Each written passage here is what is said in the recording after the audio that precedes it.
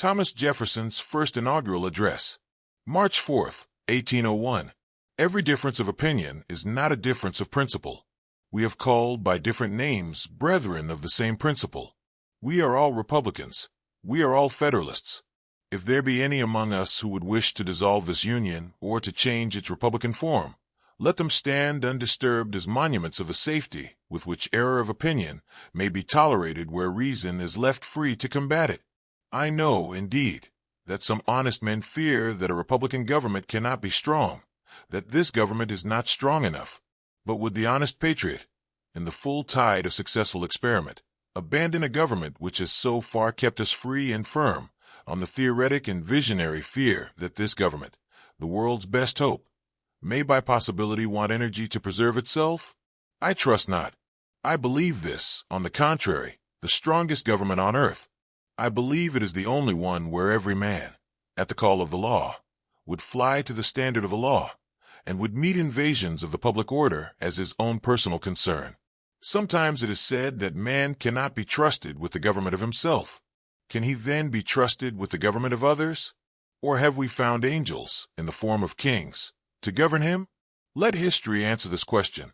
Let us, then, with courage and confidence pursue our own federal and republican principles, our attachment to our union and representative government, kindly separated by nature and a wide ocean from the exterminating havoc of 1/4 of the globe, too high-minded to endure the degradations of the others, possessing a chosen country, with room enough for our descendants to the 1,000th and 1,000th generation, entertaining a due sense of our equal right to the use of our own faculties, to the acquisitions of our own industry, to honor and confidence from our fellow citizens, resulting not from birth, but from our actions and their sense of them, enlightened by a benign religion, professed, indeed, and practiced in various forms, yet all of them inculcating honesty, truth, temperance, gratitude, and the love of man, acknowledging and adoring and overruling providence, which by all its dispensations proves that it delights in the happiness of man here and his greater happiness hereafter.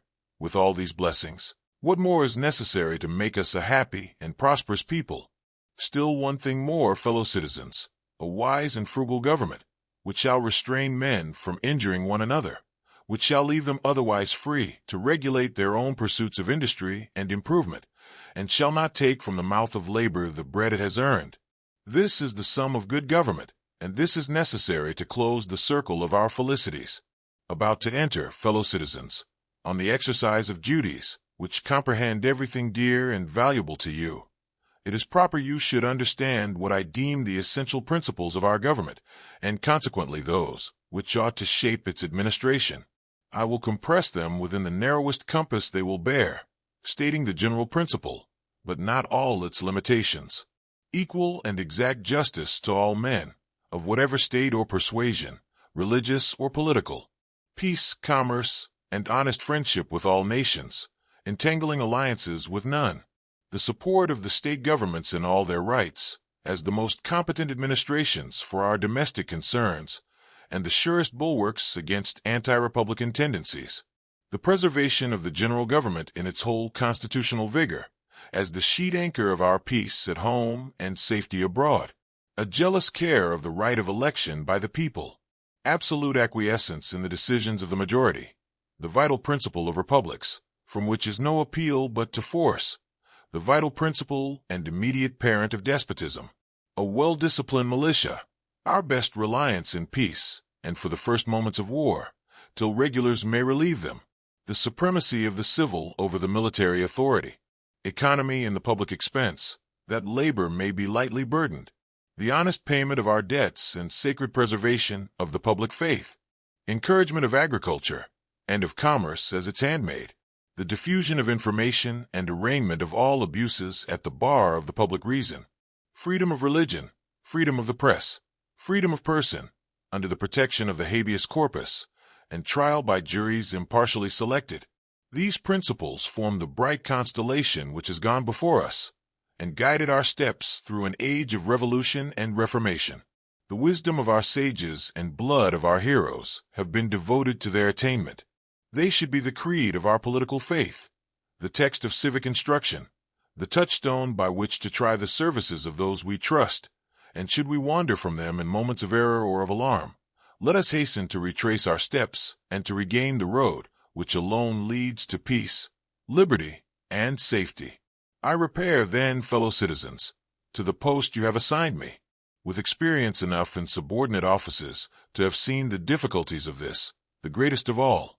I have learned to expect that it will rarely fall to the lot of imperfect man to retire from this station with the reputation and the favor which bring him into it, without pretensions to that high confidence you reposed in our first and greatest revolutionary character, whose preeminent services had entitled him to the first place in his country's love and destined for him the fairest page in the volume of faithful history.